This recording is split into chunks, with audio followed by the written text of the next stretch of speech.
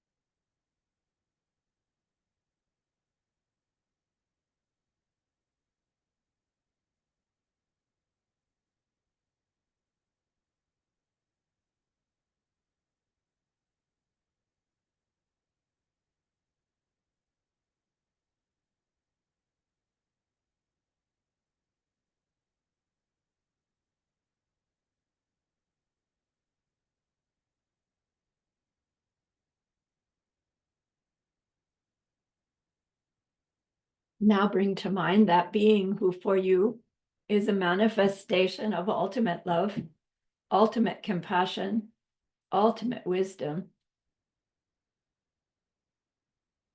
and see them there with you. They are gazing at you with their unconditional love for you, smiling at you with their holy great compassion.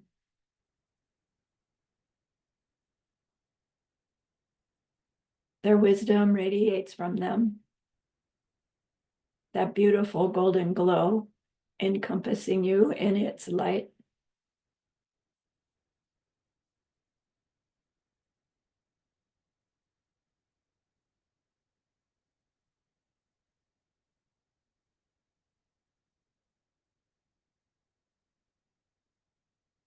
And then we hear them say, bring to mind someone you know who is hurting in some way.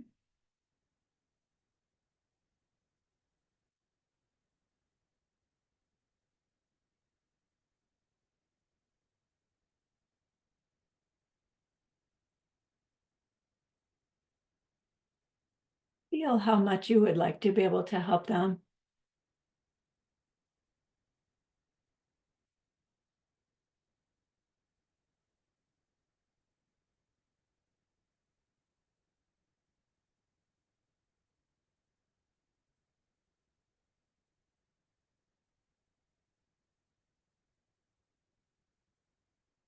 Recognize how the worldly ways we try fall short.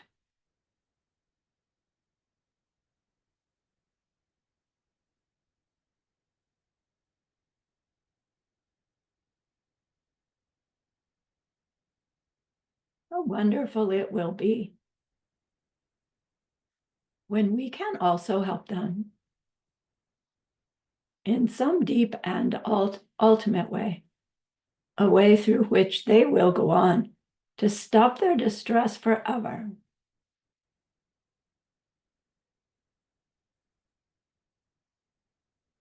Deep in our hearts, we know that's possible.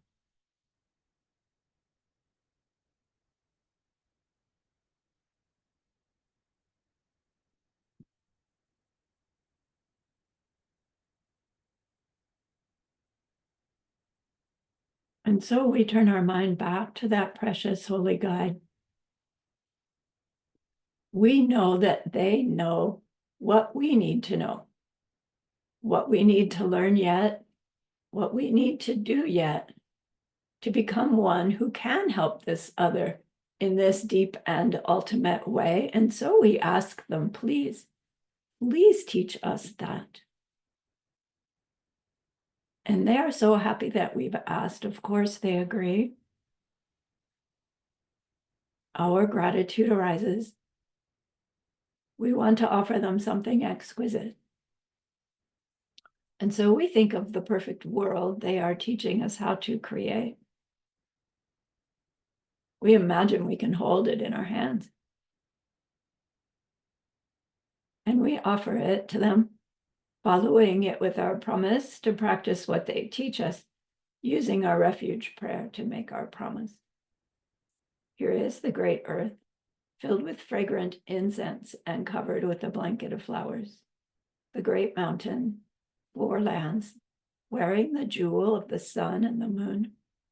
In my mind, I make them the paradise of a Buddha and offer it all to you. By this deed, may every living being experience the pure world. Idam Guru Ratna Mandala Kamnirya Tayami. I go for refuge until I am enlightened to the Buddha, the Dharma, and the highest community. Through the merit that I do in sharing this class and the rest, may we reach Buddhahood for the sake of every living being. I go for refuge until I am enlightened to the Buddha, the Dharma, and the highest community. Through the merit that I do in sharing this class and the rest, may we reach Buddhahood for the sake of every living being. I go for refuge until I am enlightened to the Buddha, the Dharma, and the highest community. Through the merit that I do in sharing this class and the rest, may all beings reach their total awakening for the benefit of every single other. So again, let's start with the Heart Sutra. If you'd like to read it along, you're welcome to, but please stay muted. Otherwise, just listen. The Exalted One, the Lady of Conquest, the Heart. The Sutra on the Heart of the Perfection of Wisdom. I bow first to all enlightened beings and to every warrior saint. Once I heard this teaching. The conqueror was staying on Vulture's Peak in the keep of the king. With him was a great gathering of monks and a great gathering of warrior saints. At a certain moment, the conqueror went into deep meditation on the part of the teachings known as the awareness of the profound. At that moment, too, did the realized being, the great warrior, the Lord of power, loving eyes, see into this one deep practice, the practice of the perfection of wisdom. And he saw perfectly that the 5 heaps, the 5 parts of a person, were empty of any nature of their own. Then, by the power of the enlightened one, the junior monk named Shariputra turned and asked this question of the great warrior, loving eyes, the realized one, the Lord of power. If any son or daughter of noble family hope to follow the deep practice of the perfection of wisdom, what would they have to do?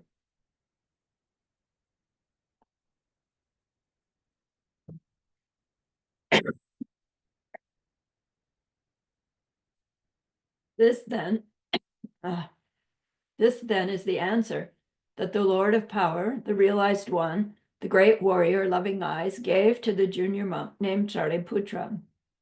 Here, Shariputra is what any son or daughter of noble family should see who hopes to follow the deep practice of the perfection of wisdom. See first, all 5 heaps, all 5 parts of a person are free of any essence of their own. Your body is empty. Emptiness is your body. Emptiness is nothing but your body, and your body is nothing but emptiness. The same is true of your feeling, your ability to discriminate between things, the other factors that make you up, and all the different kinds of awareness that you possess. All of them are empty. And thus we can say, Shariputra, that every existing thing is emptiness. Nothing has any characteristic of its own. Nothing ever begins. Nothing ever ends. Nothing is ever impure. Nothing ever becomes pure. Nothing ever gets less, and nothing ever becomes more. And thus we can say, Shariputra, that with emptiness there is no body, There are no feelings. There is no ability to discriminate. There are none of the other factors that make you up, and there is no awareness. There are no eyes, no ears, no nose, no tongue, no body, no mind. Nothing to see, nothing to hear, nothing to smell, nothing to taste, nothing to touch, and nothing to think of. There is no part of you that sees. There is no part of you that is aware of what you see. And this is true all the way to the part of you that thinks and the part of you that is aware that you are thinking.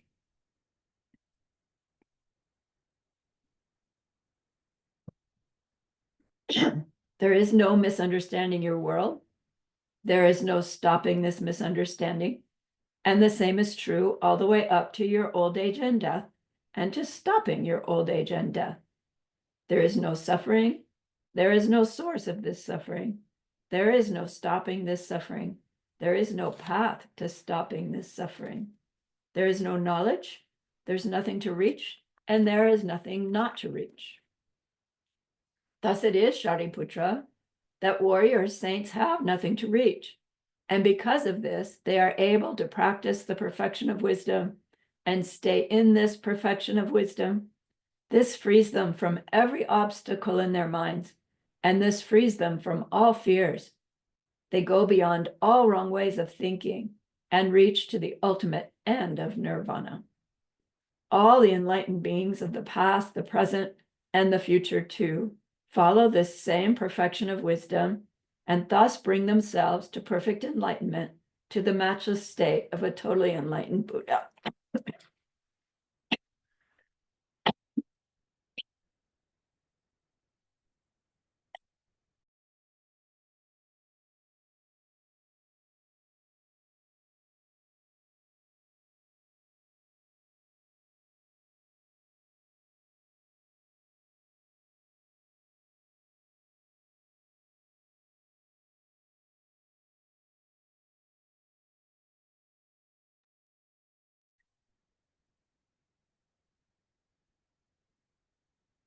Thus are they the sacred words of the perfection of wisdom, the sacred words of great knowledge, sacred words of the unsurpassable, sacred words that are equal to the one beyond all equal, sacred words that put a final end to every form of pain, sacred words you should know are true, for false they cannot be, sacred words of the perfection of wisdom, which here I speak for you. Tayata, gate, gate, paragate, parasangate, bodhiswaha. And thus it is, Shariputra, that great warrior saints must train themselves in the profound perfection of wisdom.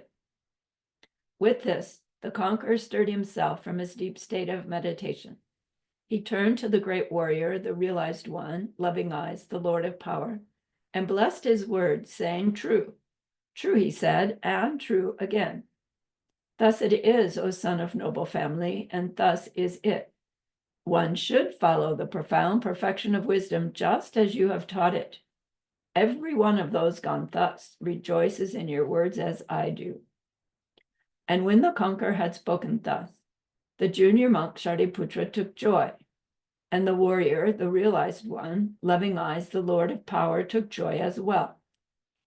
And all the assembled disciples took joy, and so did the entire world with its gods and its men and near gods and spirits too take joy, all saying their praises of what the conqueror had spoken.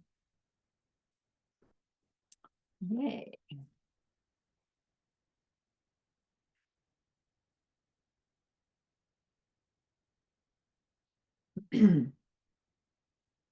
Okay, so let's start with a meditation. We'll do our preliminaries quickly, and then settle in to repeat the first step of Kedrubje's practice, and we'll learn the second step of Kedrubje's practice. And so get yourself settled in.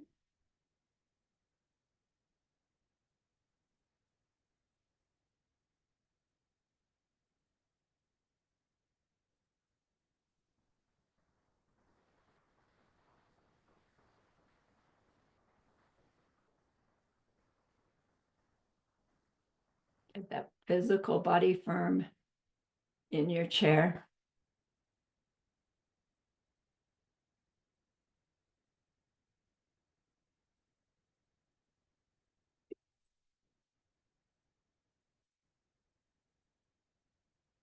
Energy body rising, not out, just up, lifting you.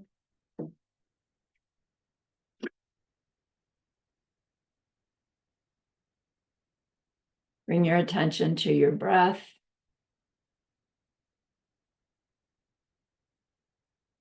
With each out breath, the physical body relaxes.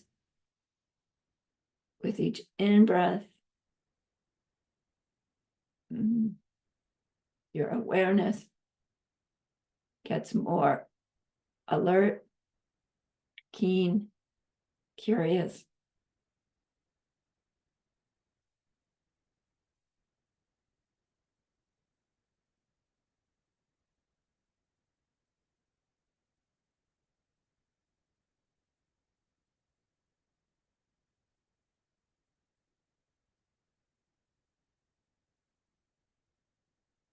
If your mind wanders, catch it, bring it back to the breath.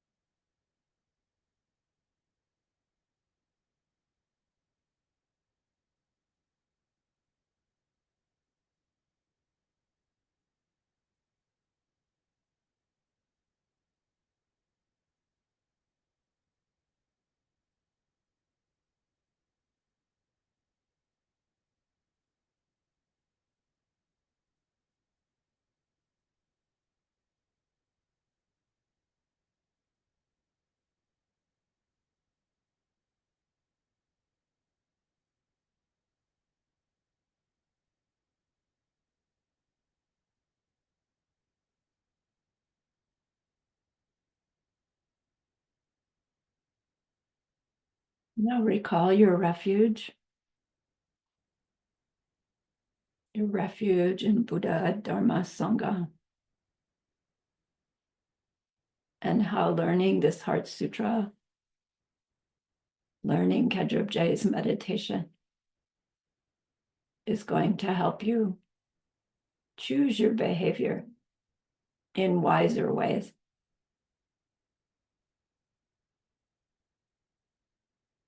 Tell yourself why that's important to you.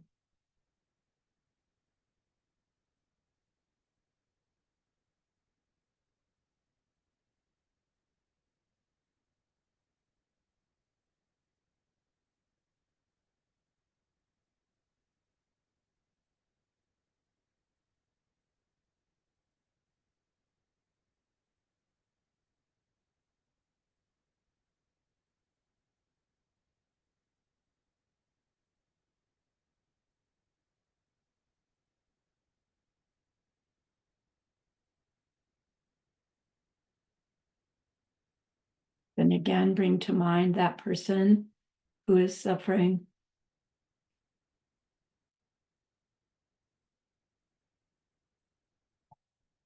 And find that feeling within you that aspires to reaching your own total enlightenment in order to be able to help them.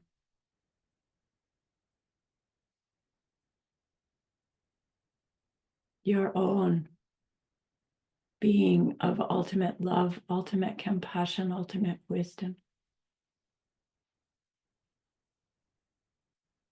Feel your willingness to do what you have to do to become that for them.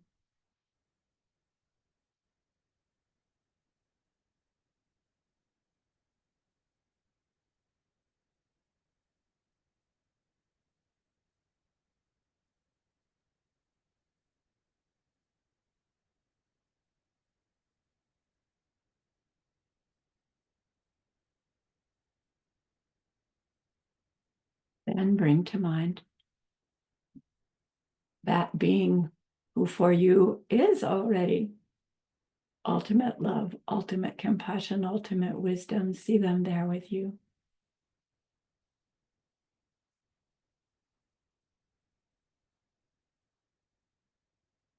Think about the good qualities you see in them.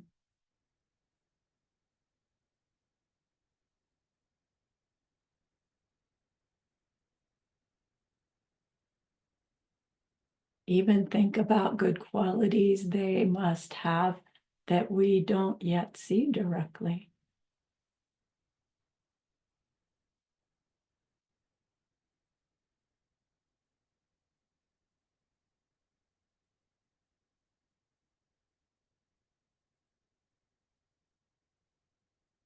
And know that they're doing everything they can to help you grow those good qualities too.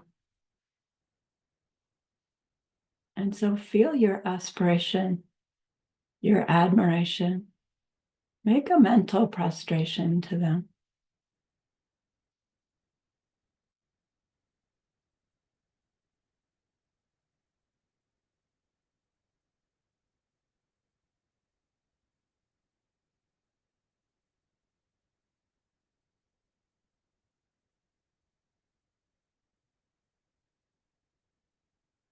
And make them an offering. What they like best is to hear you, hear yourself telling them about some kindness that you did because of something that they taught you.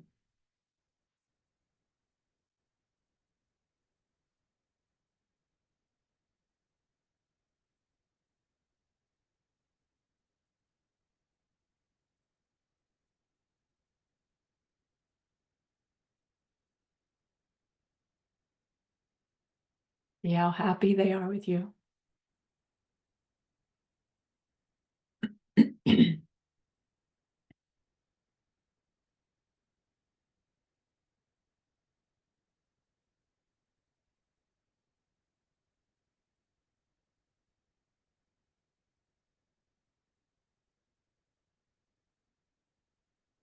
Next, clean your heart of some negativity.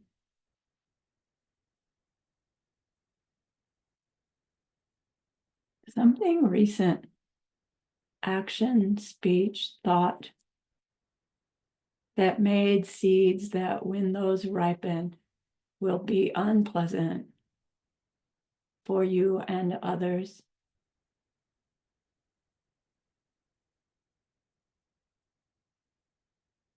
Tell them, admit them.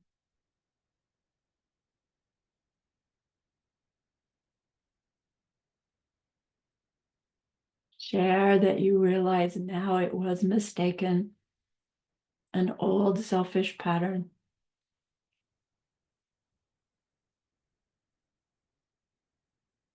Tell them you understand about mental imprints being made that will perpetuate distress for everybody and feel your regret.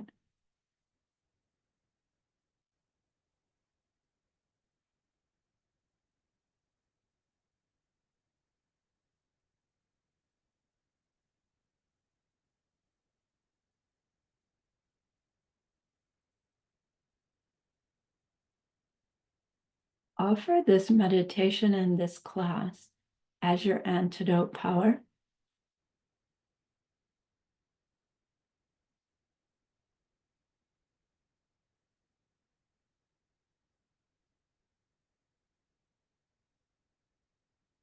And then establish some power of restraint, something specific.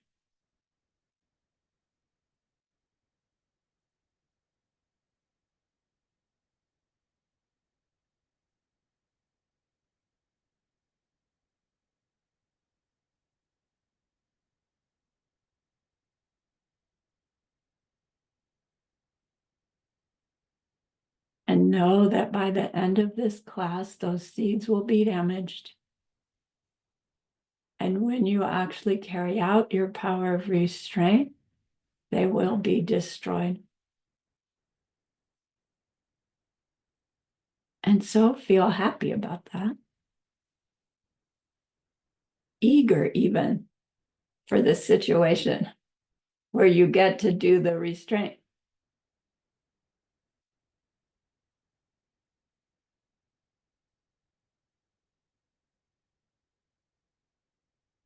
And so offer to that holy being another kindness that you've done.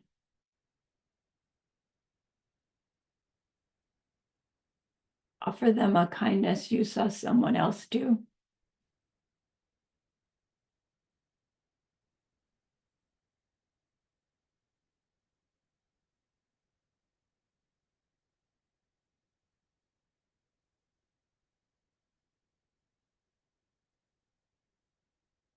And see them so happy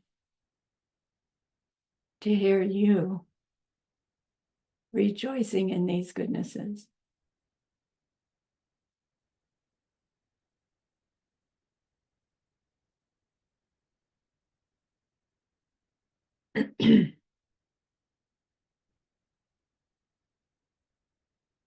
Ask that holy being to continue to teach you and guide you. Ask them to help you recognize their efforts, even coming through to you from other beings, other situations that don't look like them.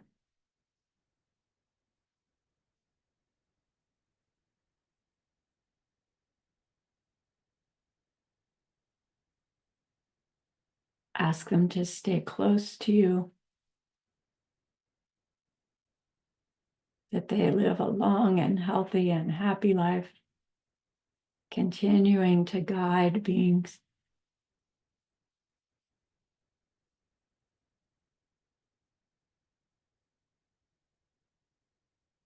Ask that all the people that help uplift you stay close, happy, and healthy.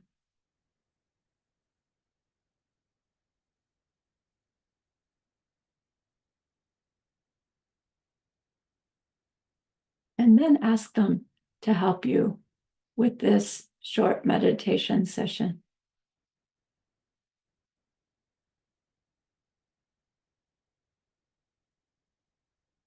And they happily agree.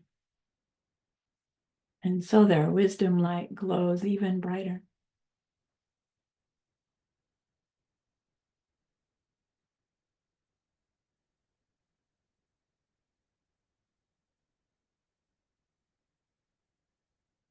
And last, dedicate just what we've done so far, the preliminaries, to helping that others stop their suffering forever someday.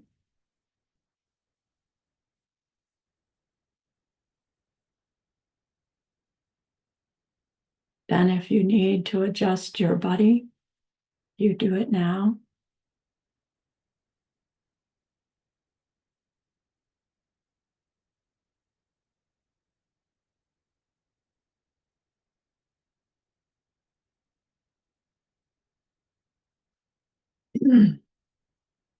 Then settle back in. Get that sense of the physical body tethered down, your energy body tethered but rising.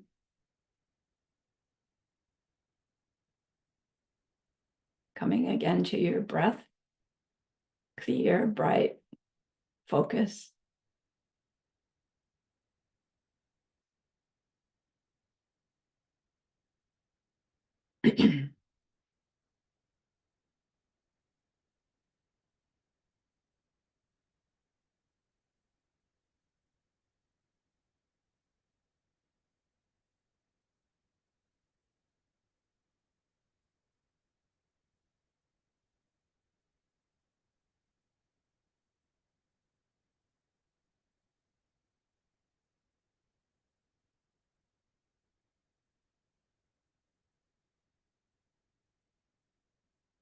Pedro J's first step was simply experiencing,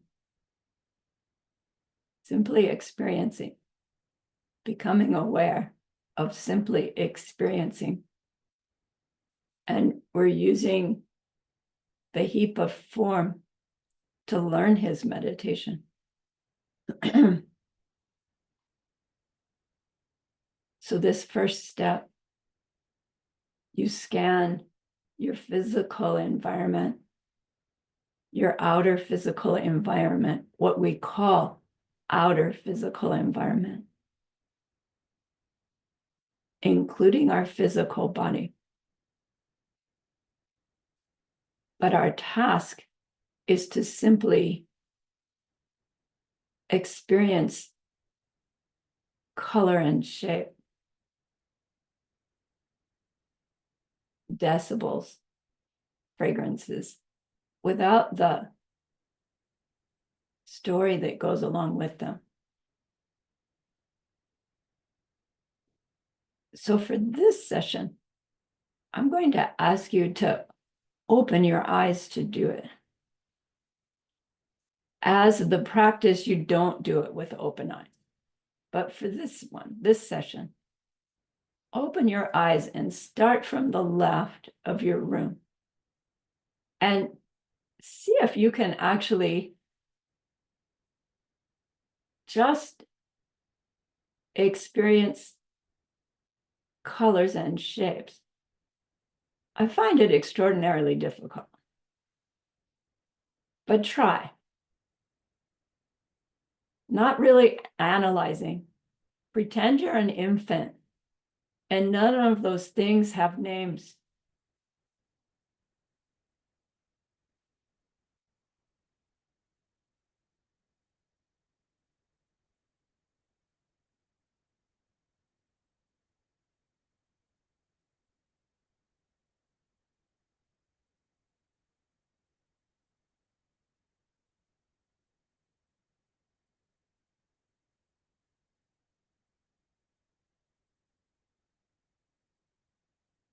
Even look down at your own body.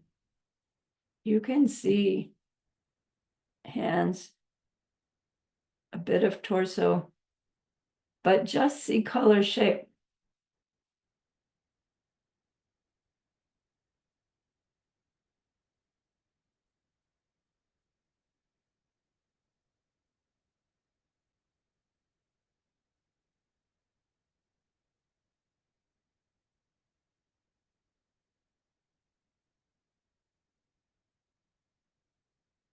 Last time we shifted to sounds and smells and tastes. For now, we're going to stay on our physical part of ourselves from the visual aspect, because it's so much of our world if we are sighted people.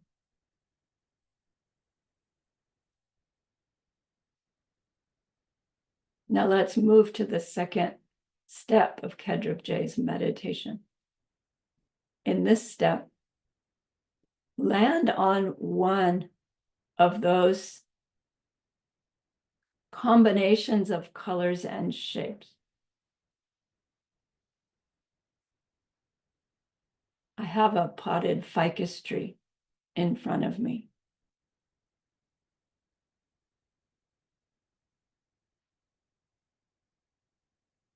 This second step is to get in touch with your automatic and natural experience of that object as having its identity in it, out there,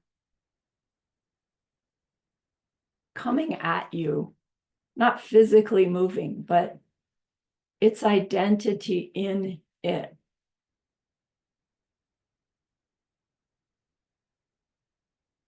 We've studied enough to know that this is wrong view. But the idea here is to get our wrong view very strong so that we can use it for the rest of the meditation that we'll learn later. So again, start with your eyes open just for this session and find one object that you will investigate. We've already seen it as just colors and shapes. Now, as you look at it, become aware of that deep experience, obvious experience. Its identity is in it. And use all the different kinds of arguments that you would to confirm that belief. I can reach out and touch it. It's there every time I come back. If I said that ficus tree in my room, other people would know what I'm talking about. Confirm all those beliefs, feel them. So I'm going to give us 5 minutes. And you get to do that exploration. Be tenacious in keeping your wrong view so that it becomes so clear and obvious. What would happen if somebody broke it or stole it? Okay, you get the idea. So once you have your object clear in mind, you can close your eyes to explore your feeling about it, that it has its own identity. Of course it does. Okay? Maybe 3 minutes. 5 is too long.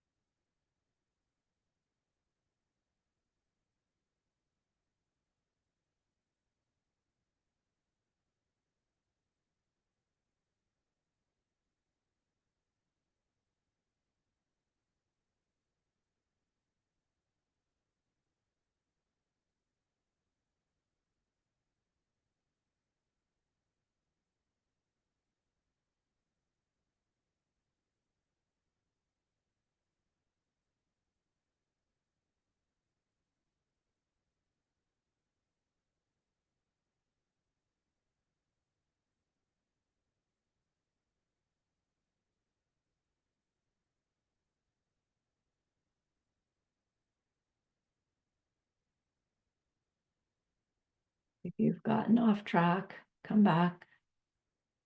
The object's identity in it, why you're so convinced that's true. Feel it.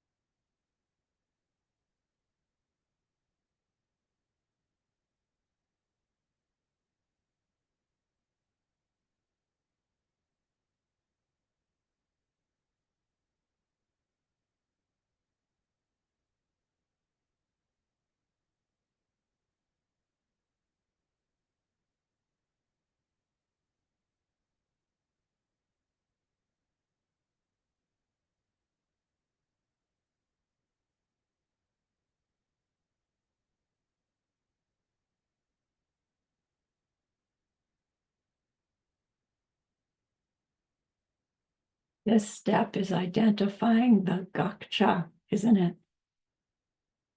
The self-existence of that physical object.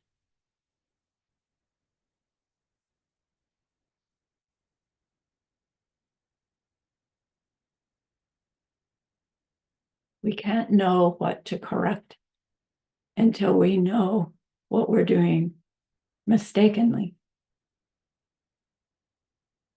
And so this is a powerful and necessary step in Kedrobje's 4 steps.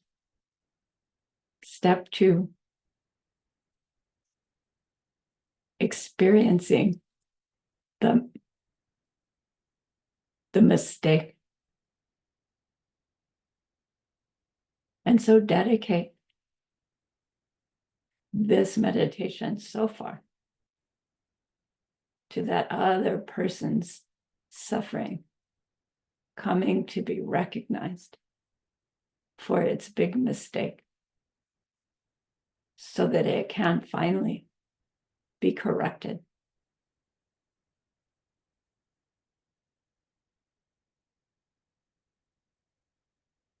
And thank that holy guide. Ask them to still stay with you for class. Bring your awareness back to your body in your room.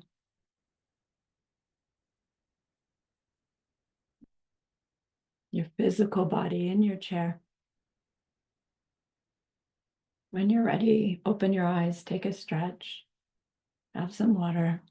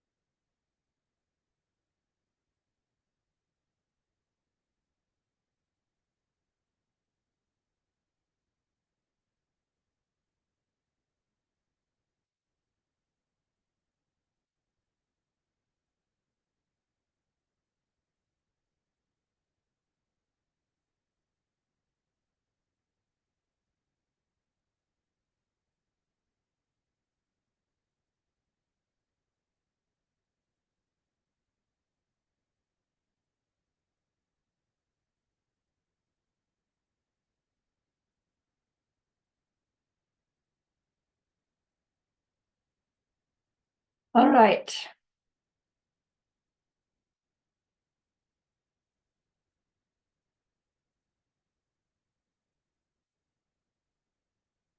Where we left off,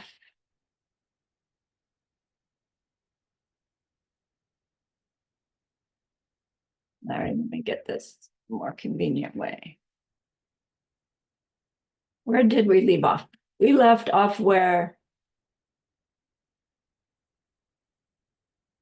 Choni Lama was describing to us this setup where, okay, so we've already heard that the person telling this was actually there at the teachings.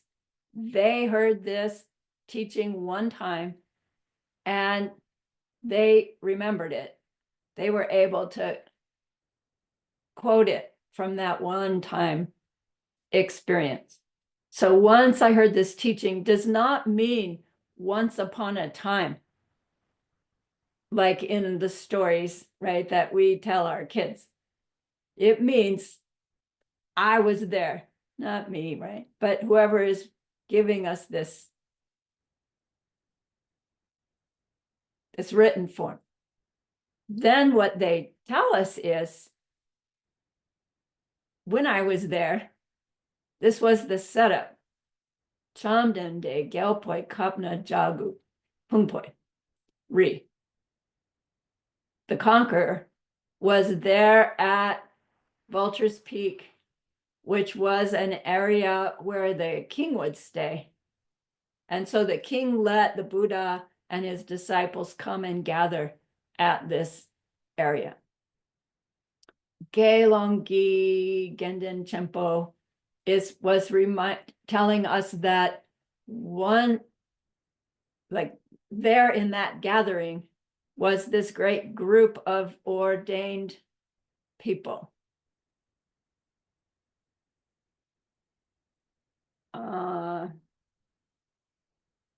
And he explained to us that the Chenpo, the great, was not necessarily referring to the number of them, but rather is referring to their qualities. So he's making the distinction that those there who were ordained, there were some of them whose focus was reaching nirvana, right? Their own personal freedom from all suffering. And that along their path to that, they were very, very skilled, high-level practitioners. So the Chenpo refers to the qualities of those beings that were there. If we think about it, in order to hear a Buddha teaching, we have to have high qualities. And then to hear a teaching on the perfection of wisdom in a time frame where most of the teachings had been about all existing things and how it's all suffering, you would have to have high good qualities, you know, if not from that life, from ones before. Then Changchub Sempe Gendin Chenpo is saying that there were also a bunch of people there who had already developed their bodhicitta. They recognized that if I can reach my own nirvana, well, that means everybody can.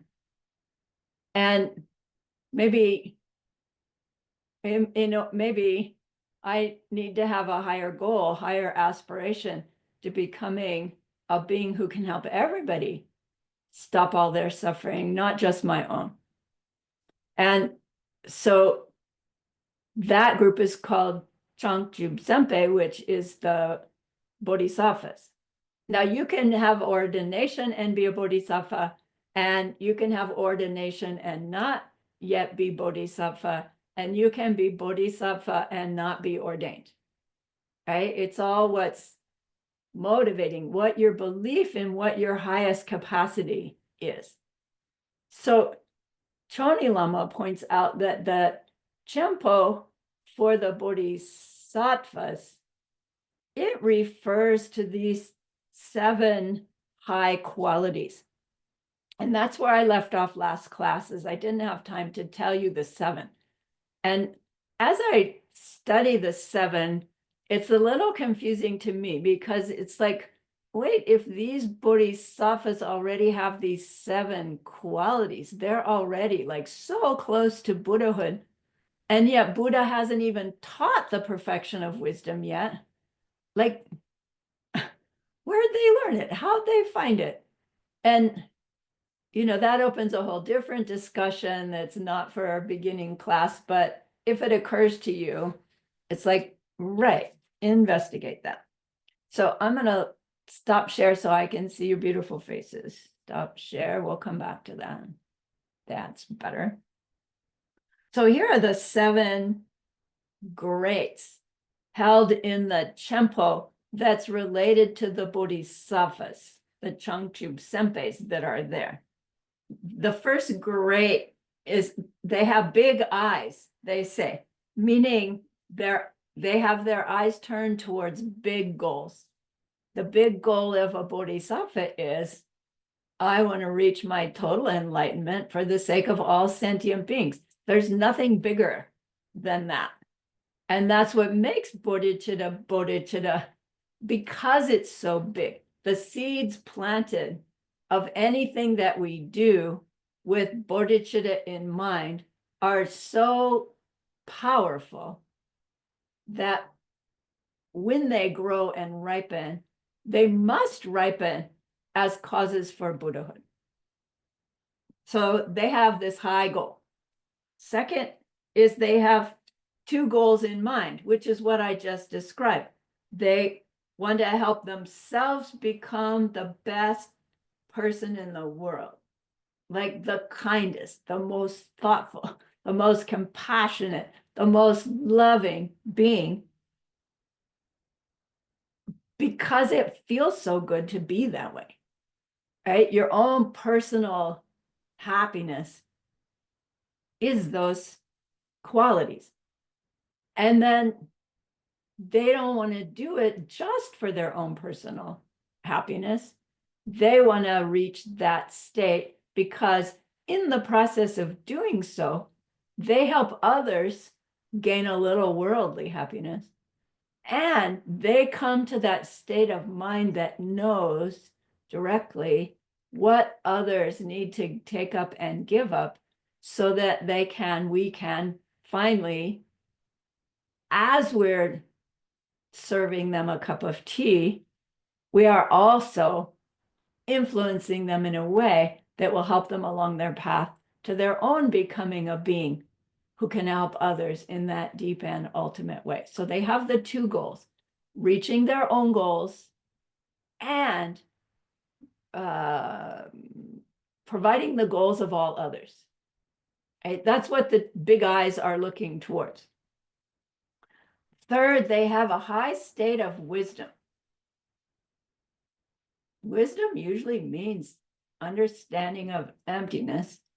And we're learning perfection of wisdom means understanding the marriage of karma and emptiness, not just emptiness alone. So I don't know if they're saying these are all beings who have seen emptiness directly already or not. Fourth, they take joy in doing good things. It's like it's the outcome of the first three is the joyous effort, perfection. They take joy in doing good things, whether the circumstances around them seem pleasant or not. Then fifth, they have this ability to find unusual ways to help others, the skillful means. Number 6, they've achieved the 10 powers. Now the 10 powers, they're the Sanskrit word is siddhi, S-I-D-D-H-I. It means these, I don't know, personal powers sounds like, oh, I have the ability to blah, blah, blah. But the personal powers is like you can travel distances fast. You can hear, like clairaudience comes, what do you call it? Clairvoyance comes, things like that. And they come along the way as results of deep meditation and all the kindnesses. They aren't really goals. But those 10, there's also a 10 called the 10 extraordinary powers. And those are 10 powers of a Buddha. So the bodhisattvas along the way and have these powers, and they use those powers only in circumstances where they can propel themselves and others along the path to Buddha with the Buddha's 10 extraordinary powers. Liberation in the Palm of Your Hand, day 4 in that book. It lists the 10 powers. I didn't go get it in the interest of time. I mean, I looked at it, but I'm not going to share. And then number 7, the scope of their life and their activities is huge. I mean, that's not a separate power. That's like the outcome of all of this, of course. So this is telling us the qualities of the beings who were there, one of which is the person who's telling us this.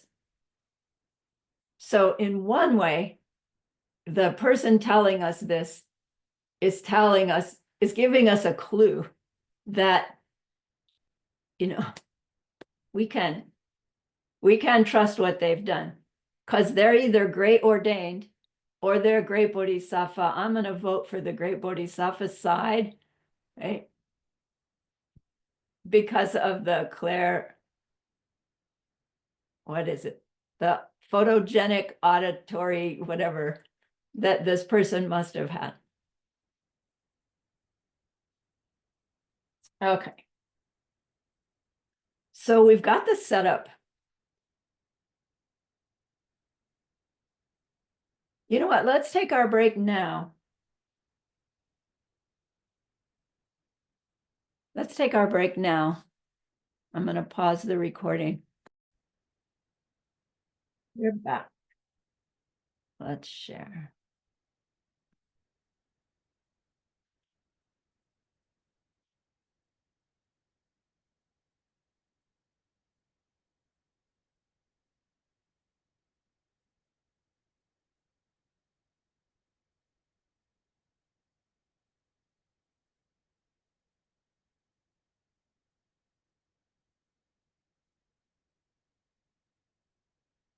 All right, so next comes De Se Chamden De. Zamo Nangwa Se Jawe, Chuki Nam Dranki, Ting and Sin Lan Yampar Shuk So. De Se means at a certain moment, like at that time. And then Chamden De, we know Chamden De, don't we? The conqueror, the Buddha. So Choni Lama points out that the speaker here is telling us, like, it's part of the setup, and he's saying the Buddha does this next. And included in that is telling us that actually the Buddha is teaching this whole program.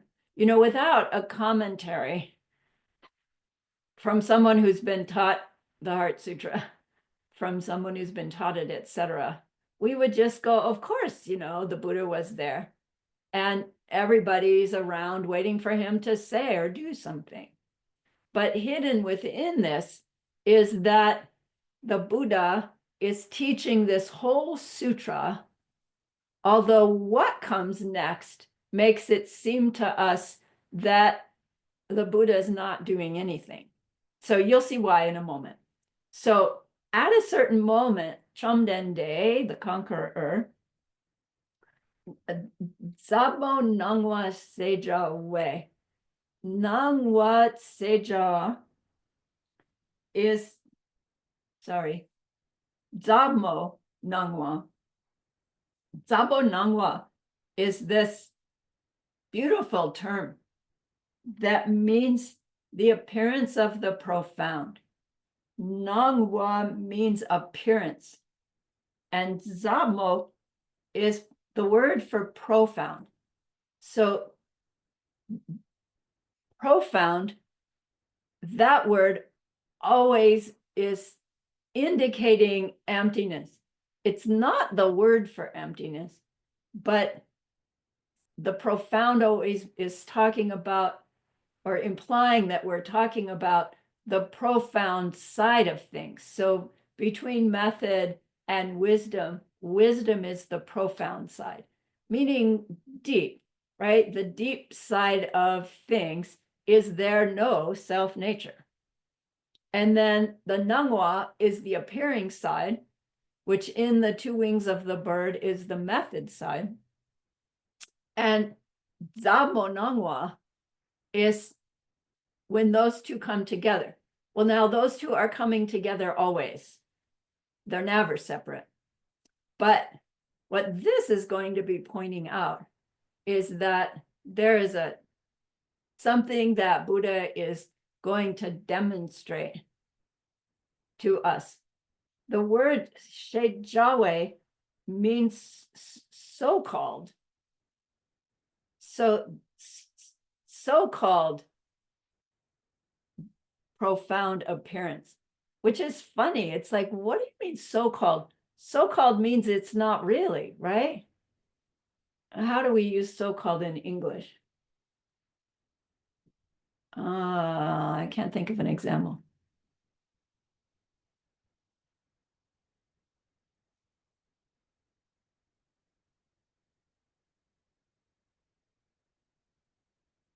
And I can't think of an example. It kind of means not really. But here it's just telling us we can't see what the Buddha is doing. We can just see his physical body. Me, ordinary being, can just see his physical body. But the author is telling us, or the writer is telling us, no, this is what he's doing. The so-called appearance of the profound. Chuki Namdrong. Chuki, Chu means Dharma. So Chuki is of the Dharma, but sometimes Dharma means all existing things, and sometimes Dharma means the teachings of the Buddha. And you can, if you look at it deeply, you can see why they use that word in that way. So here the Chuki is meaning that something about all existing things. Oh, you know what? I just got something that I didn't get out of the teachings. The Seijawe is talking about the all existing things, not the Zamonangwa. Okay. So delete what I said about the Zamonangwa being so-called. It's the so-called all existing things. Yeah.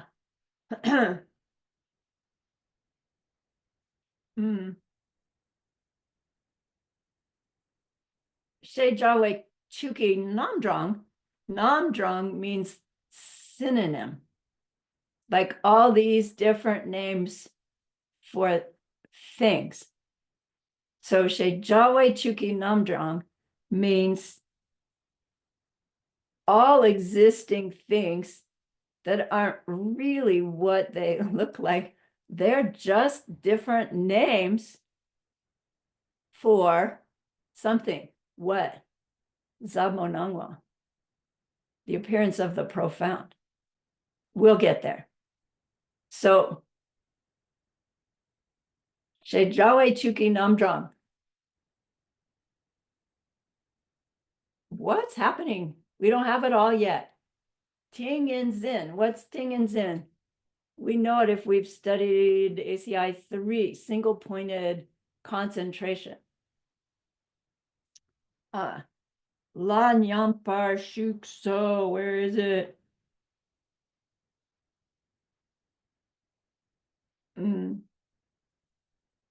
I don't know how it breaks out, but La Nyampar Shukso means in deep meditation on the part of the teaching. So this whole first sentence comes out to be, at a certain moment, the conqueror, Bhagawan, went into deep meditation, Tingin Zen, on the part of the teaching known as the awareness of the profound. So Buddha comes to Vulture's Peak. All these practitioners gather with him there. They're all done their prayers and sat down and waiting for Buddha to do something. And he goes into deep meditation. I think that's so funny. It would be like everybody gets to Diamond Mountain, Geshe Michael gets on stage, he sits down, we're all waiting for his brilliance, and he goes into meditation and doesn't say a thing. Like, what would we do? It seems to me we'd all sit down and go into meditation too and try to ride with his mind up. But apparently that's not what you do. Anyway, in Diamond Cutter Sutra, one brave soul gets up and interrupts his meditation. I always think that's pretty funny as well. Here, Nobody interrupts Lord Buddha. But Choni Lama says, from this state that Lord Buddha is in this awareness of the profound, through that, he is influencing these two special beings of all the special beings who are there, Avalokiteshvara and Shariputra, inspiring them to carry on a conversation that becomes the Heart Sutra. And at the end of the Heart Sutra, we hear Buddha comes out of his meditation and he says, yeah, right. Well done. You know, everyone should practice the perfection of wisdom just as you have taught it. So we get confirmation that the conversation between Avalokiteshvara and Shariputra is valid and correct. And it's considered then Buddha's words. Buddha doesn't say anything until Lexo. But this whole sutra is called Buddha's words because the one who was there writing it down has been given permission to do so. And here, because Lord Buddha is in this meditation called the awareness of the profound, he is orchestrating the whole teaching through these other beings. Okay. So it seems funny. Why would Buddha go into a meditation on the emptiness of appearing things? Doesn't Buddha experience directly the emptiness of all appearing things all the time? Why would he need to go into meditation on it? Choni Lama points out that actually Buddhas are always doing stuff that they don't actually need to do, but they're doing it as a demonstration of what their disciples need to be able to do. So our Buddha Shakyamuni, the story is he wasn't Buddha yet. He was born as a prince. He gets his renunciation. He ditches his home life. He makes mistaken spiritual practices, and then he gets it right, and he gets enlightened in that lifetime. Scripture describes that, in fact, that being had reached their total enlightenment lifetimes before, eons of lifetimes before, and that the world we call Earth and the beings on that world had the karmic virtue, goodness, to have a fully enlightened being appear on the world to demonstrate what those humans could do in order to reach that state themselves. And so that being pretends to take a birth. They really took a birth, but it's right. Do you see where I'm saying? The being that took that birth was already enlightened, pretending to not be enlightened yet. And then showing us what renunciation is like, showing us what wrong practice does, showing us what right practice does, showing us what getting enlightened in a final lifetime, which will happen to all of us, will be like. And so here again, he doesn't need to go into a deep state of meditation on the awareness of the profound, but he does to show his disciples, I guess, that it's something we need to do. Of course, they know that already.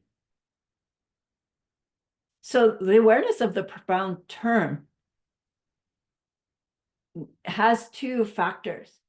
One is it's telling us that Lord Buddha has set his mind single-pointedly on the emptiness of these so-called existing things. And that's the profound. The awareness of the profound means that that empty nature of all existing things, the state of mind that's appearing for that to happen. And so it's one of those like concepts to work with and meditate on, because we know the empty nature of things as an absence. And yet that absence needs to appear in some way. But if we think of it appearance in the ordinary way, then we can't be understanding emptiness accurately. No, it's an oxymoron to say an appearance of an absence, but it's not. It's like, that's how you reach emptiness directly, is being able to have an appearance of an absence, a state of mind that can hold the appearance of an absence. That's why it's so hard. It's so slippery. It's created, only by good karma, virtue. Okay. Appearance of the profound.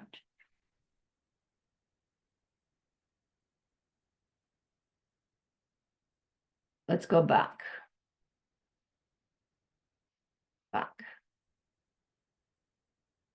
All of that, one sentence. Yang De Se, there's De Se again. So Yang De Se is repeating. So again, at a certain moment, like next. Changchub Sempa Sempa Chempo Pakpa Chenrezi Wangchuk.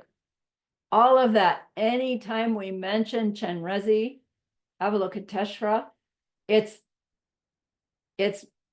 with all of these words. Changchub Sempa, we learned Buddhahood warrior. Sempa, so Changchub Sempa means bodhicitta. Sempa, warrior. Chempo, great warrior. Not just a bodhisattva, he's a great warrior bodhisattva. Pakpa, he's seen emptiness directly already. So he's somewhere along his path of habituation. Wangchuk means power guy, powerful one. So we always hear the bodhisattva, the great warrior, the Arya Chenrezi, powerful being. Like this would be all hyphenated. You just don't say Chenrezi. So at the same time that Lord Buddha is sitting in his single-pointed concentration on the awareness of the profound, Chenrezi also, Sharab Kiparo tu Chimpa, perfection of wisdom. Zabmo, awareness, or deep, profound. Chupar Nampar Tashing. I don't know those literally. Let me find it.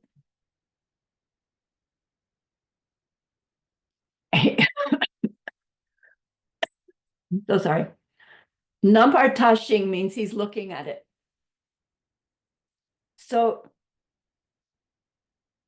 Chenrezi is also turning his mind, looking at the perfection of wisdom.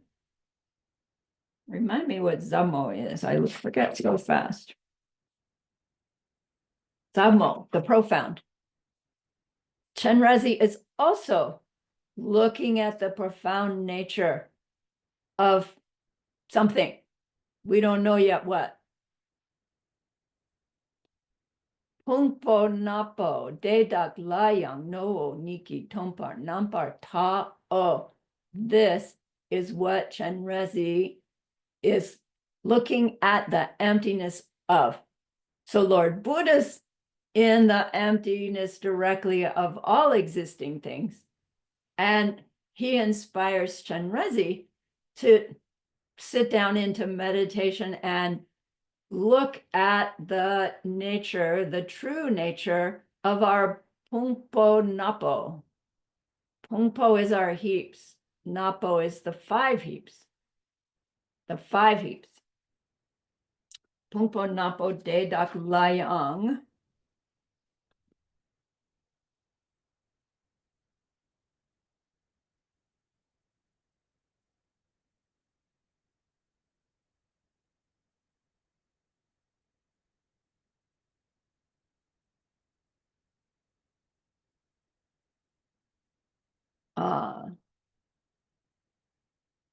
Tongpar is he's looking at the empty nature of the 5 heaps.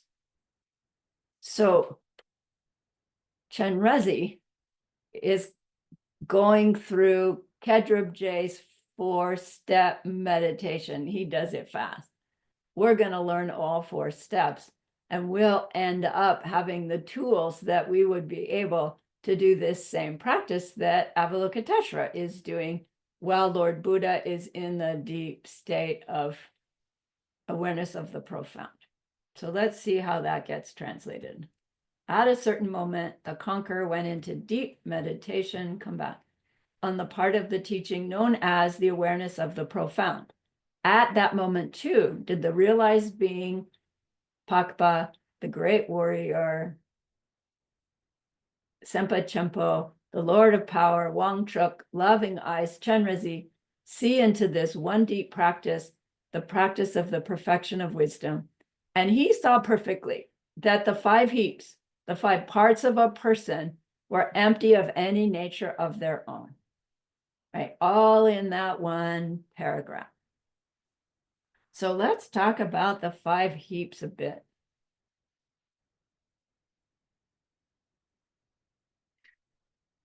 Suk, Sorwa, Dushe, Duje, Nampar Shepa.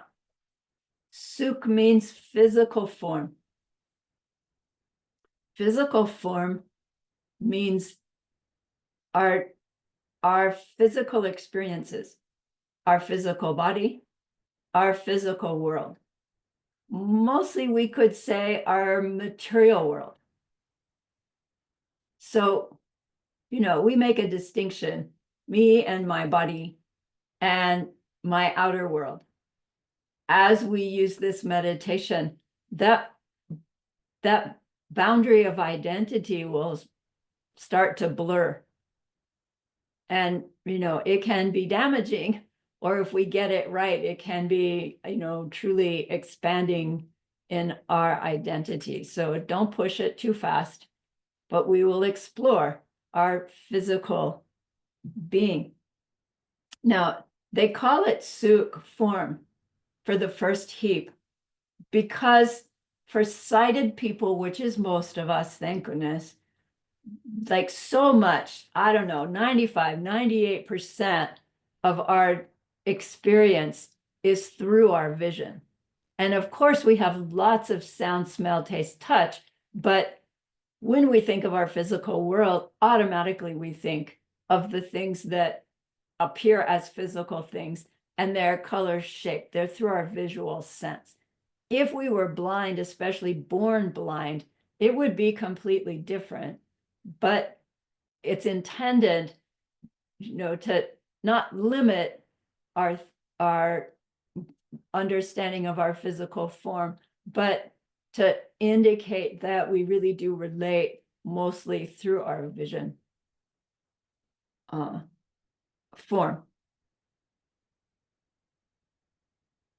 Pongpo means heaps. A heap means a whole pile of stuff that fits in a given category. Like you sweep up the autumn leaves that have fallen and you make this great big pile. Have you seen that video of that Labrador dog, running out of the house and flying into this big pile of leaves? Like that's what a pungpo is, a heap. So our physical nature is a big heap of stuff, right? Gross physical body, parts of the physical body, right down to the really tiny pieces, our tiny cells, etc. And our outer world the same. colors and shapes, but also decibels that become sounds, that become things that make the sound, that become, right? And odors, tastes, and the tactile sensation, right? Which is different than form, tactile. All of that and all the things that are within all of that is inside this first heap called the heap of form. Second heap is called the heap of feeling. Often they say feelings, multiple, plural. And I find that if I use the word feeling for the second heap, it helps me not make the mistake where when I hear the word feelings, I automatically go to emotions and, states of mind. And that's not the second heap. The second heap, the second pile of stuff in our experience is the automatic feeling, positive or negative, about what's going on at the moment. There's thumbs up, there's thumbs neutral, there's thumbs down. Physical, there's thumbs up, thumbs down, mental. And every instant, right, every karmic ripening, which is 65 per instant, we have the experience and we have it's happening so fast, but it's with every ripening, which is why it makes into a heap. And it happens so fast, we're not even aware of it. And we won't learn in this class how to zero in on our heap of feeling and apply the 4 Kedrubje steps to it. But once you know the 4 steps, you can have somebody who was at the retreat help you understand how to do that if you want.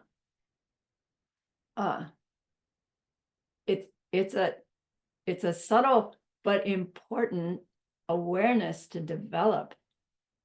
It's a second heap on purpose because it comes so instantly with our awareness of our me and my world.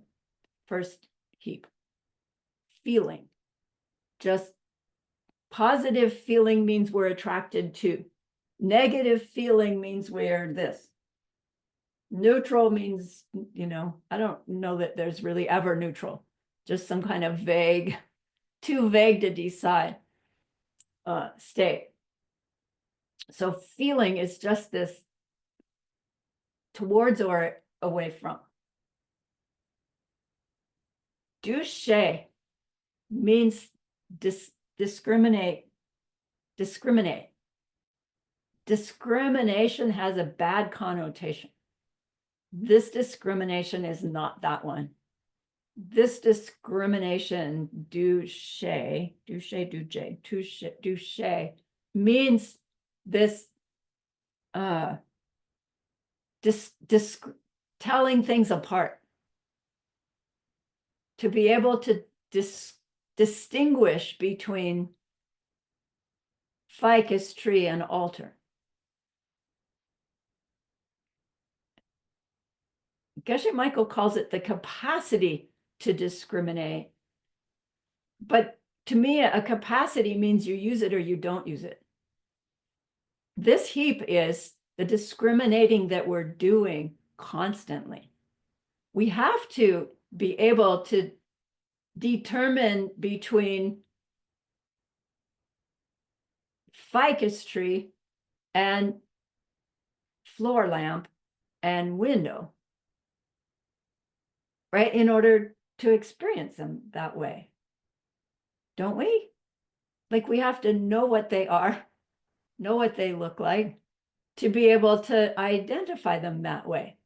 And we do it so automatically That's why it's so hard to scan the things in your room like an infant with no words, identities, nothing, to just experience the raw data.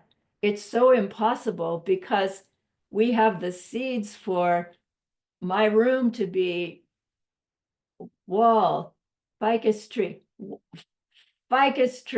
thumbs up, separate from window, right? It happens so fast that's me and my life, me and my world. So when we break these down, with high level awareness in meditation, we can actually come to experience these fractions of instances that are happening moment by moment, in which we find our attraction to, push away from, in which we find our actual establishing what things are. That's the discriminating happening.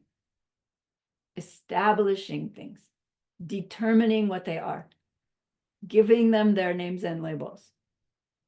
Right? It's 65 per instant it's happening. Discriminate.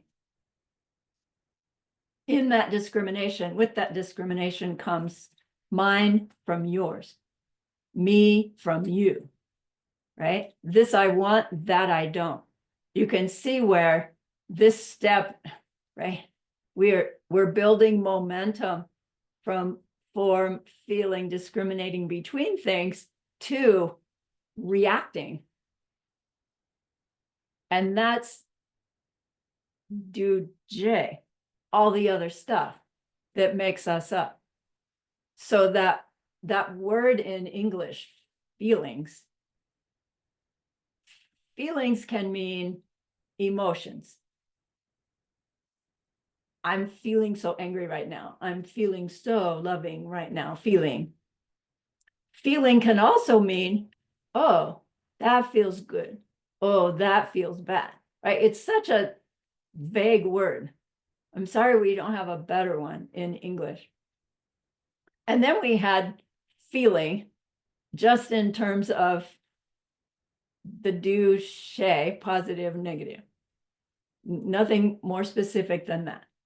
So here the heap of form is this heap of anything that doesn't fit into the other 4 heaps. So let me come back to it, because we need to know what the 5th heap is so we can tell what's in the 4th heap. So the 5th heap is Nampar Shepa, which means awareness, our raw awareness. Also a very, very slippery thing, because to be aware of our awareness, it gets confusing. Our awareness is basically our subject side, right? Subject, object, interaction between. And what makes me subject side is this awareness from its side. And once we try to become aware of that awareness, the awareness itself becomes the object of our awareness. And that's not quite it, right? We learn how to do that in Lobsang Chukyi Gyaltsen's Mahamudra training, which I actually just decided I'm going to share on Tuesday morning, 7 a.m. to 9 a.m., starting the end of January.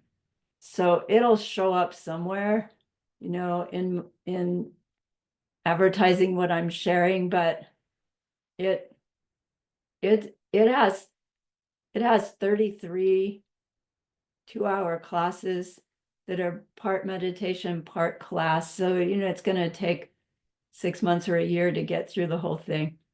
And it's a meditation practice, right? That leads us to awareness of awareness.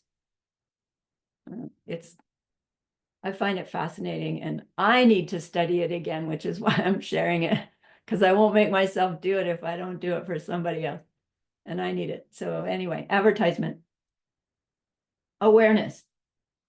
Awareness is still a heap because there's awareness of visual object, visual, right?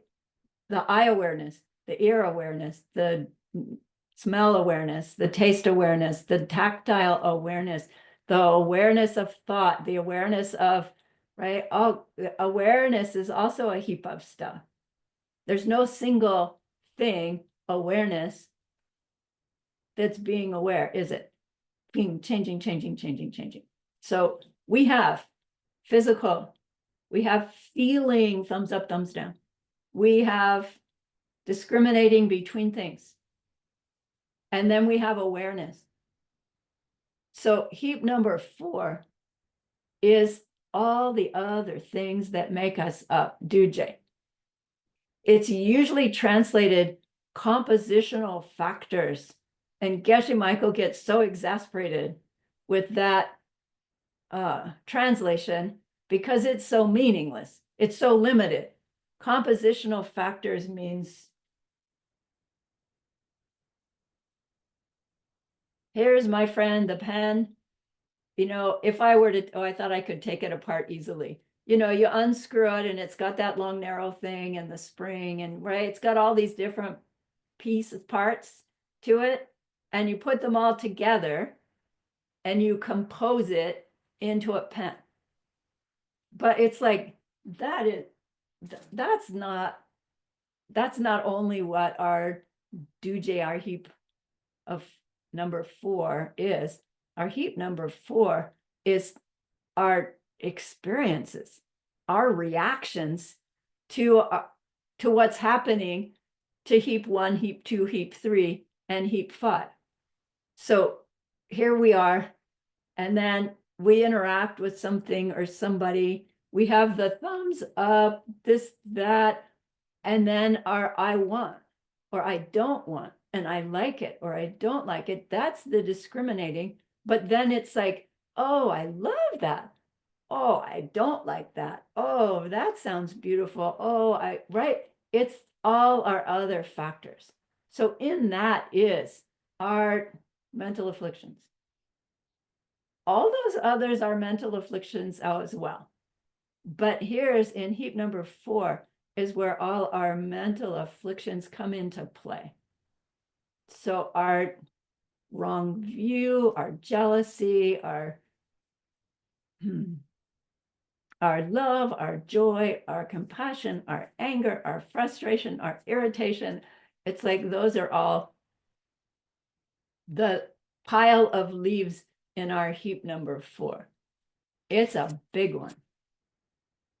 So again, when we know our 4 steps of Kedrobje, we can dig into stuff that's in our heap number 4. You kind of can't do it with the heap overall, but stuff that's in heap number 4 and identify the raw data, identify the misunderstanding of its true nature, actually experience it the way we do, and then remove that and see what's left. And we'll learn how to do it, but we won't do it with feeling unless you ask somebody to help you.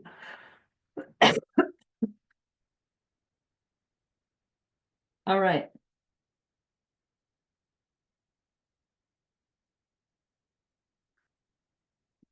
Da-o, da-o.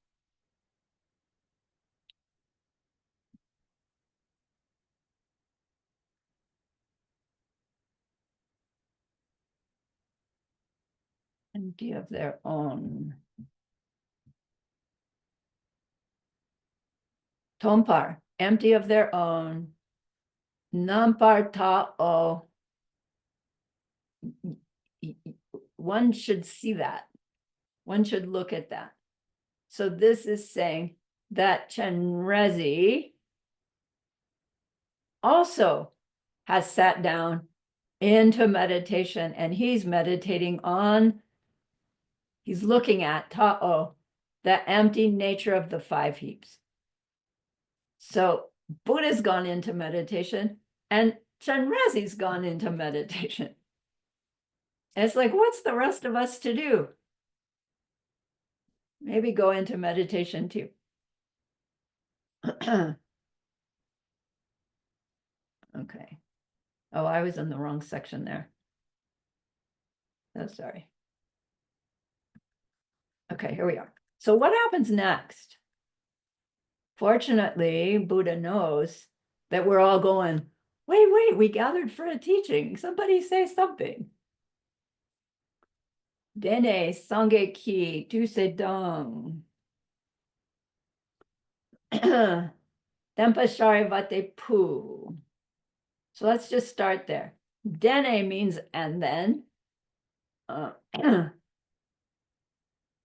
If you listen to his Holiness Dalai Lama's talks, it's like the one word I could pick out. He'd go, Dene, Dene, and you could tell it means and then, right? And so these two are in meditation, and we're all waiting for what happens. And then, Dene, Sangye Ki. Sangye is another word for Buddha. Sangye Ki Tu Se Dong. Looking for it.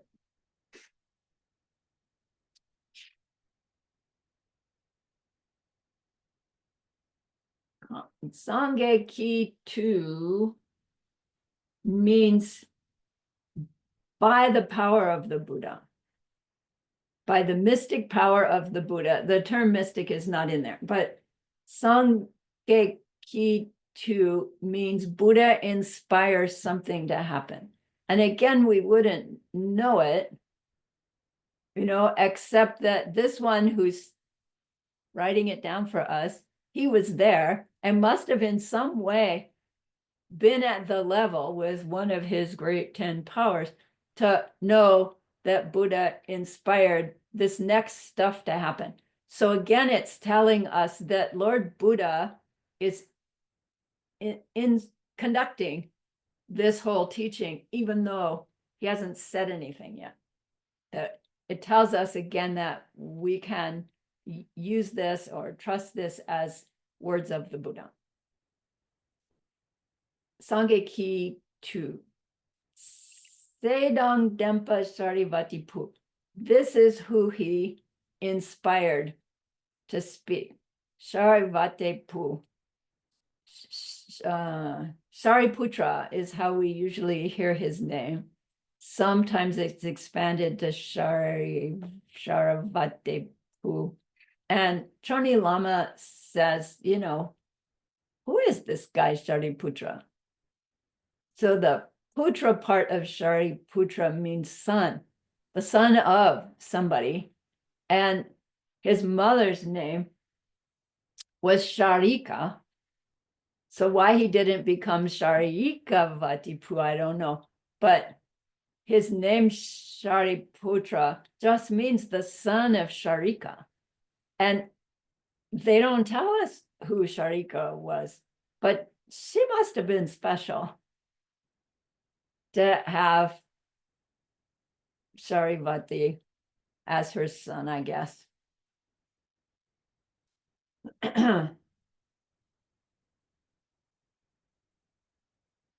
Lord Buddha inspires Sarivati Pu. Now, Dempa Sarivati Pu. Dempa is a word that means has time left, but it's a funny way of saying junior monk, a young monk. And I don't know if that means that he has novice monk vows, but not full vows yet, or if it means he's the in the later round of fully ordained monks, but the term is junior monk. And again, Choni Lama doesn't say anything about why they make this distinction. But it kind of gives us an idea. We've got Buddha and we've got Chenrezig, who in Sutra is a high level bodhisattva. And we know how high he is because of all of the descriptors that go with his name every single time. And then we have Shariputra, who maybe we would mistake him for being on the same level of Chenrezig if they didn't clarify. He's the more beginner of the three. So maybe that's why they clarify that Sharipu as Dempa Sharipu, that we can relate to him. He's asking a question. Who does he ask the question of? Changchub Sempa Sempa Chempo Pakpa Chenrezig Wangchuk. Okay. Great Bodhisattva warrior Arya Chenrezig power guy. Like power in the sense of having those 10 powers, not power as in. La dike che mesto. He asks this question. He turns the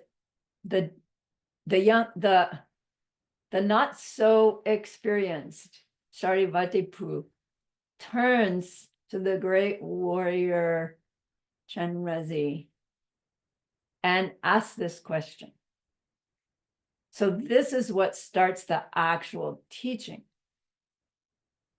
Sharivatepu asks, Riki Pumo, Gangwala, Sharap Kiparo tu Chimpa Zabmoy Chupa, Shapar Dupar De Jitar Lapaja. So Riki Pumo. Rick, we know the word Rick from Rikchi, Dunchi, Drachi, Sokchi. Remember that from course 6 recently? It means type or family. And here, Riki Pumo, the type or family they're pointing out is this high family of bodhisattvas. So noble, Puam, Riki Puam means a woman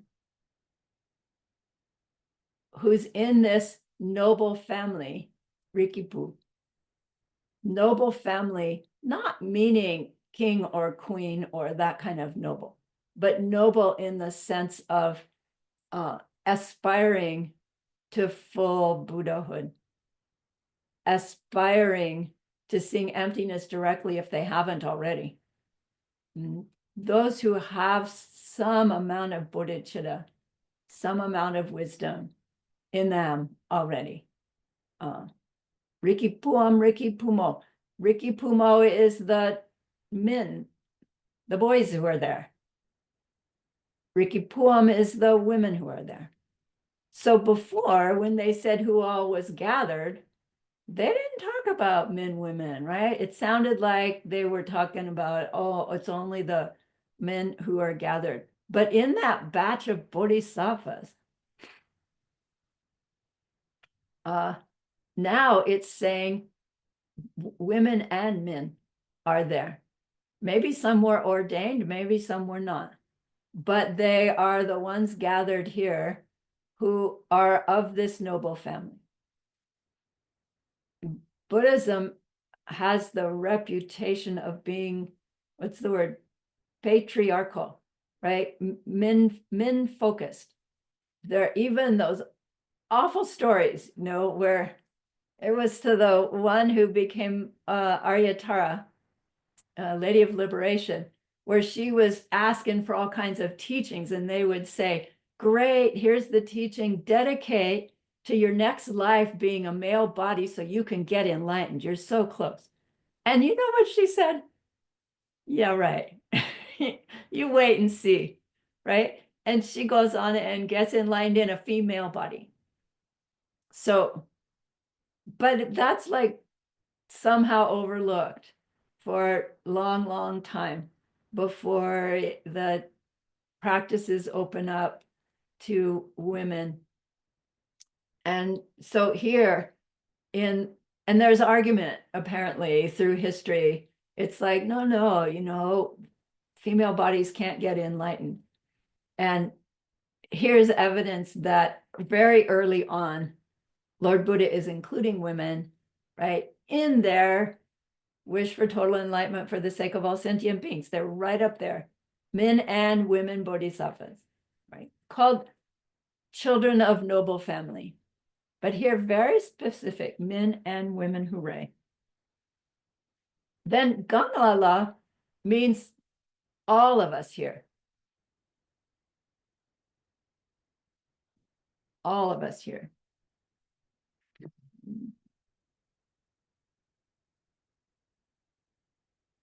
What about all of us here? Sharab ki paru tu chimpa, perfection of wisdom.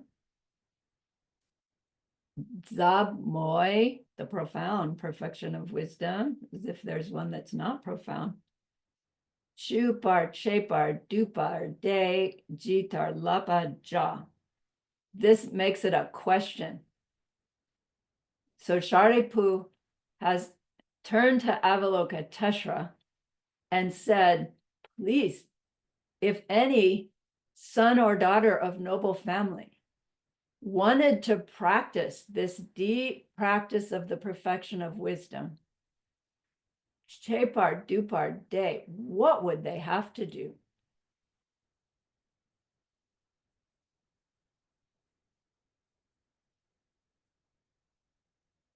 Okay, so the English becomes, and then by the power of the enlightened one, the junior monk named Shariputra turned and asked this question of the great warrior, loving eyes, the realized one, the Lord of power. If any son or daughter of noble family hope to follow the deep practice of the perfection of wisdom, what would they have to do? Right? So the first words actually spoken are from Shariputra asking the question. We've learned that in order for Buddha to teach anything, somebody had to ask.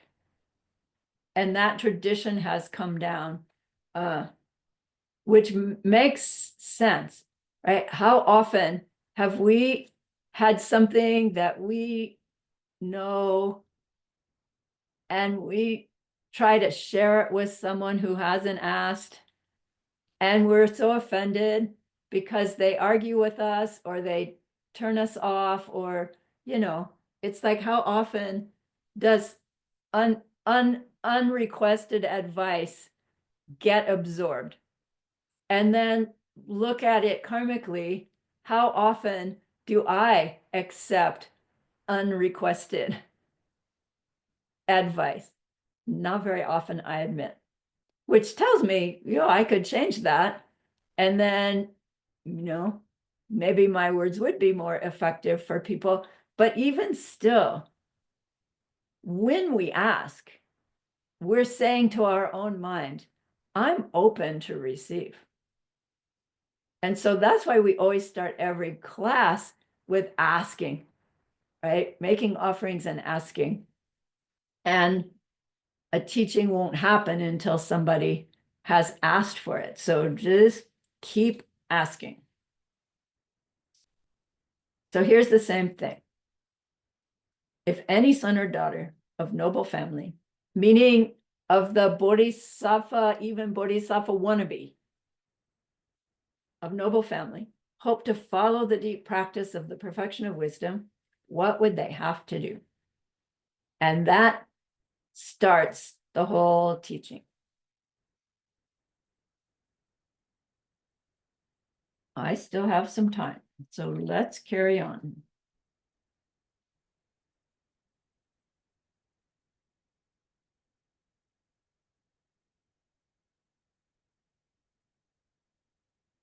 So next comes Deke Che Mepa Dong, Changchub Sempa Sempa Chempo Pukpa Chenrezi Wangchuk, Ki Se Dong Dempa Shari Pula Dike Che Meso. So this whole phrase is indicating that Shariputra has finished speaking, and now Chenrezig is the one who's going to answer. So this is just helping us understand how the conversation is going. I can't get it to just go part way. So can you see it? It's way down here. This then is the answer. Get out of the way there. This then is the answer that the Lord of Power, the realized one, the great warrior loving eyes, gave to the junior monk named Shariputra. That's what all of that word means. I'm not going to go through it word for word in the interest of time. So like, all right, we're on the edge of our seat.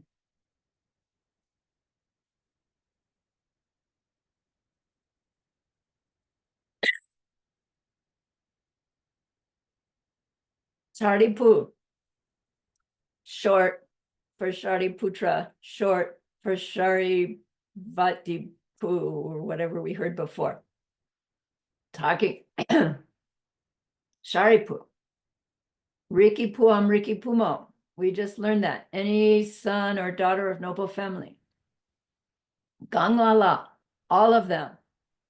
Sharab ki paro tu chimpa zabmoy. Practice of the deep practice of the perfection of wisdom. Shepar dupar day. Like this. No, that's not, those words don't mean this. But where it's going is ditar nampar tawar draw te. This is what you need to see, practice. If a Riki Puam, Riki Pumo wants to learn to practice the deep practice of the perfection of wisdom, this is what you have to do. Ditar nampar tawar jate. We need to do this. English. Hair Shariputra is what any son or daughter of noble family should seek, who hopes to follow the deep practice of the perfection of wisdom. So now remember, Chenrezig has been inspired by Lord Buddha to look specifically at the nature of the 5 heaps. And then Lord Buddha has inspired Sarivatipu to ask Lord Buddha, what's a bodhisattva to do if they want to practice this deep practice of the perfection of wisdom? And Avalokiteshvara Chenrezig says, here is what you need to do. So we're following the conversation.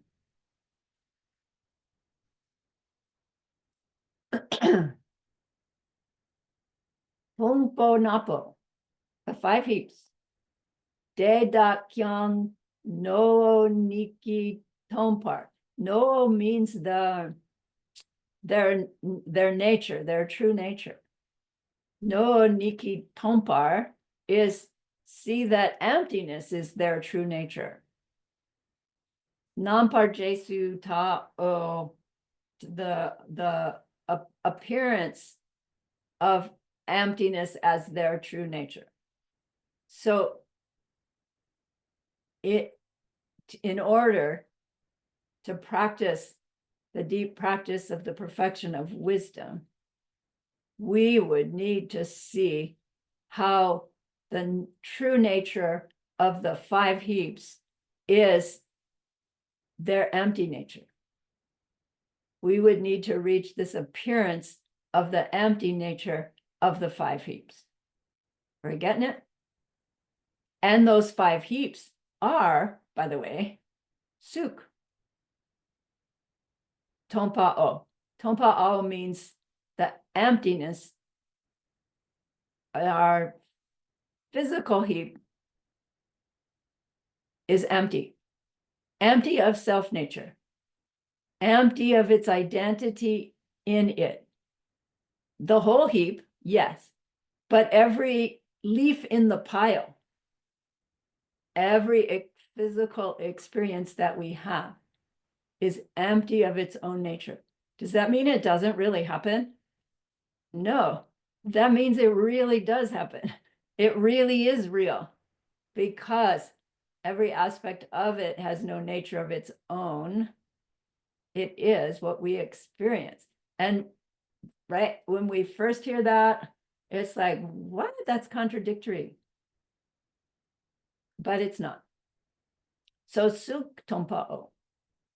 Tompa ni sukso. So our body is empty, is what suk tompa o means. Tompa ni sukso is turning it around. Let me see.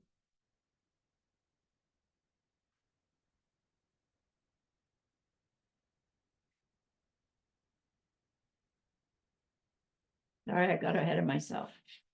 I need to mark that, go back to that.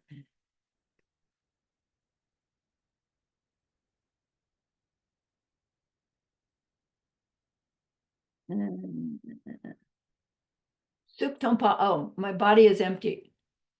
Tompa ni sukso is emptiness is our body.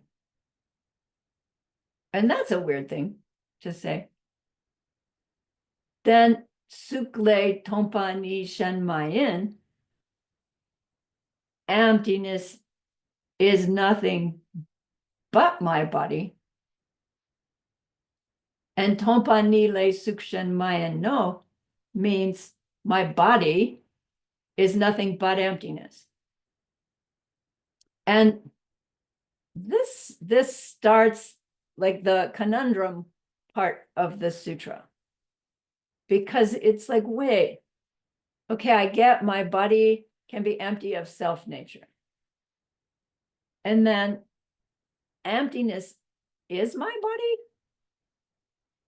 Well, when my seeds ripen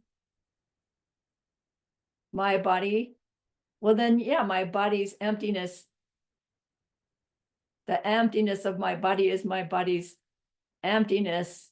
I don't know, it's slippery. But okay, I can buy those too. But then it says emptiness is nothing but my body. And it's like, whoa, wait a minute. And then finally, my body is nothing but emptiness. It gets to be hard to wrap our mind around without digging in a little bit more deeply, which is where we'll start next class. So next class, we are Friday. We will have a class on this Monday, the Monday coming. But then we hit the holidays, and then we'll be gone for the meditation retreat. So our next Heart Sutra won't be until, I think, in January somewhere, right? I think I gave those dates. So Monday's class will end up with 3 steps of Kedra J's meditation, and we'll dig into this. My body is empty. Emptiness is my body. Emptiness is nothing but my body, and my body is nothing but emptiness. And you'll get to play with that for a couple of weeks before we come back. So that might work out really well, actually. All right. So thank you for the extra 3 minutes. Remember that person we wanted to be able to help. We have learned a lot. We have planted seeds that already are influencing us and them in such a way that we will go on to help them go on to stop their distress forever. And that's a great, great goodness. So please be happy with yourself. And think of this goodness like a beautiful glowing gemstone that you can hold in your hands. Recall your own precious holy being. See how happy they are with you.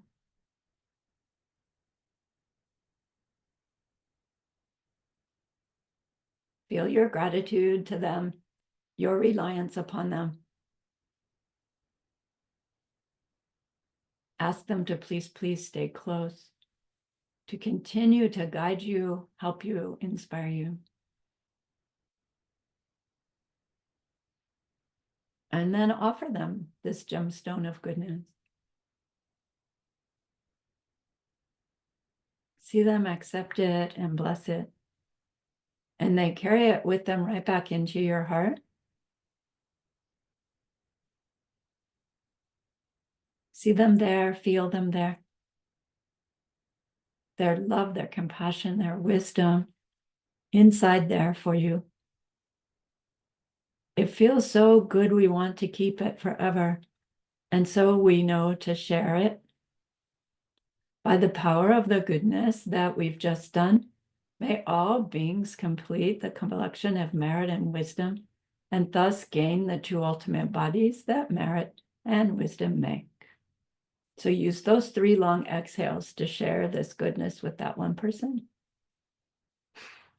to share it with everyone you love, to share it with every existing being everywhere. See them all filled with happiness, filled with wisdom, filled with loving kindness. And may it be so. All right. Thank you so very much for the opportunity to share.